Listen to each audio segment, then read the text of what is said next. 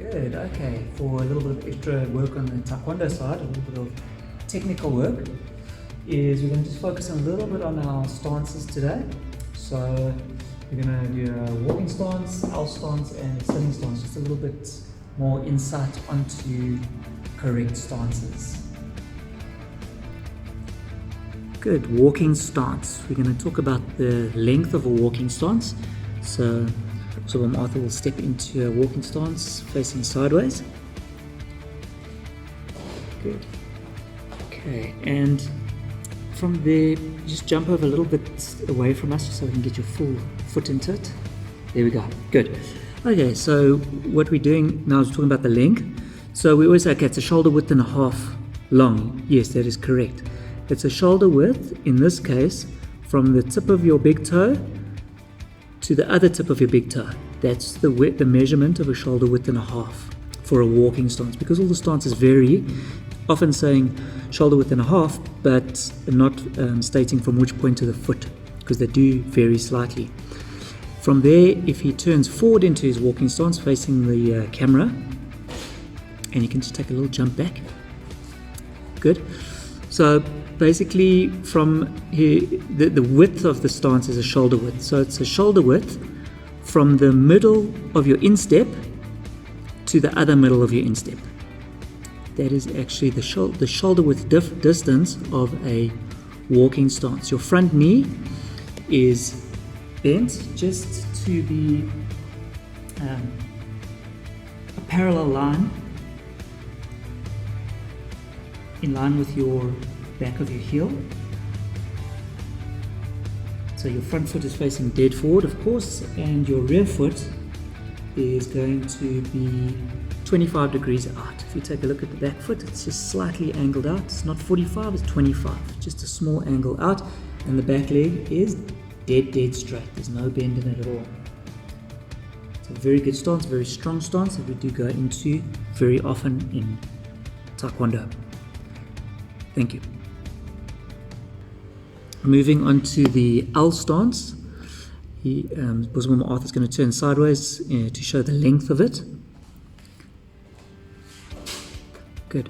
So the length of it is also 1.5 shoulder widths. The only difference is it's not from toe to toe, it's from the back of your rear foot sword to the front toes. So that's the length of a 1.5 shoulder width for an L stance. That's why an L stance is always slightly shorter than a walking stance, even though they both say shoulder width and a half. From there, he's going to turn. Okay, very important, take your hip to line up with your inner knee joint, your rear inner knee joint. So you basically push your hip back quite a bit. That pushes your weight into a approximately 70-30 split. 70% of your weight on the back leg and 30% of the weight on the front leg. The feet are both tilted inwards, forward, about 15 degrees. So they won't be pointing backwards or straight, they'll be slightly tilted forward, the toes, very slightly by 15 degrees. And if he faces forward, it's important to note that, and you can just jump a little bit back, take your front foot in slightly from this angle. There we go. So it looks like an L basically if you draw a line from the front foot to the back foot. From there, your front foot isn't far away from your back foot. It's almost in line. Just if you were to pull it back, if he pulls it back now, it'll come just to the side of his back heel, not in front of it, but just to the side. So he could literally swing it behind him all the way. But it's come very close, if you know what I'm saying. That's how close it actually is. Okay, remembering the 70-30 split, front feet and back foot both tilted slightly in. Both legs are bent, the back leg is bent a bit more, taking on a bit more of the weight. The front leg is also slightly bent and not dead straight. Good, well done. It's moving on to the sitting stance. He's going to arc his foot out into the sitting stance. In the meantime, we generally have a small arc of our foot, which generally pulls the hip power in when we do a sitting stance. And it goes out. That's it. Good. So basically the length now. There's also 1.5 shoulder widths but it is longer than, say, for instance, an L stance. Why is that? Because the distance is taken from big toe to big toe. So if you point again at the big toe to the big toe, that's where you'd measure your 1.5 shoulder widths.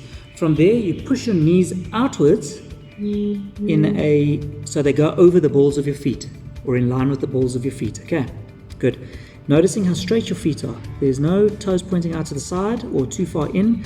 Your soles of your feet are dead straight. So you can push your soles of your feet slightly angled down into the ground. Okay, and what you can also do is you can slightly tense the inside of your legs slightly inwards while you do that. I know it sounds a bit difficult, but you can try your best. And keep those soles of the feet straight. Don't let the toes pop out. The next thing you do is you push your chest and your abdomen out in a confident manner, but at the same time pulling your hips inwards and tensing them. Okay, so you pull your hip back inwards and you tense it. Okay, so we don't want to be standing with our hips popping out. They must be pulled inwards. That's it. With your chest and your abdomen out in a confident position. Well done.